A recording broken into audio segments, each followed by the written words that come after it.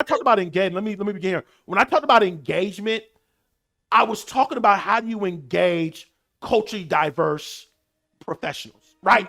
And there's so many things to talk about engagement. But I think when we deal with this concept of engagement, it really comes down. Well, one of the things it comes down to is understanding and knowing how to get the most out of those that you serve. And so one of the things I discovered when it comes to engagement or leadership in general, a lot of leaders fail because they don't have cultural intelligence. We'll talk about that later. They have no cultural competence. They have no understanding of the cultural background or even the values of people. Therefore, it's difficult for them to motivate or even to put people in positions for them to thrive and to succeed. And it's simply a lack of cultural competence. The more I know people, the more I understand people, the more effective I'll be as a leader. Now, integrate into this journey of developing cultural competence and intelligence, we come to this concept of perspective, of implicit bias. I use the word perspective, and the reason I use perspective is because what I've discovered? I've discovered not only do implicit and unconscious biases affect how you lead, how you serve, your decisions, or even how you treat people. Absolutely. But here's the catch.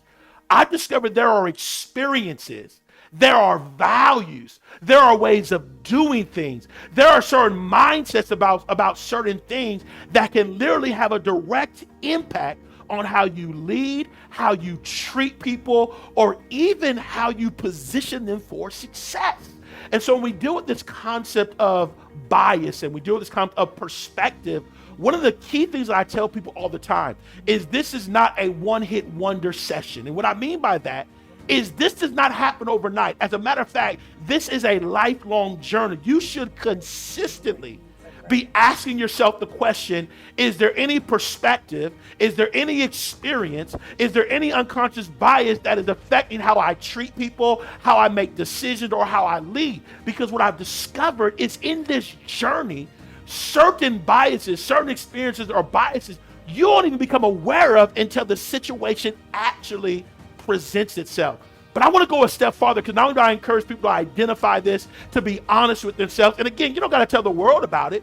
This can be an individual decision because you want to get better and you want to treat people better. But I'm going to go a step farther because I think this is so important, Tish. When we deal with perspective, there are certain moments where unconscious biases or experiences could stop us from building relationships with other people.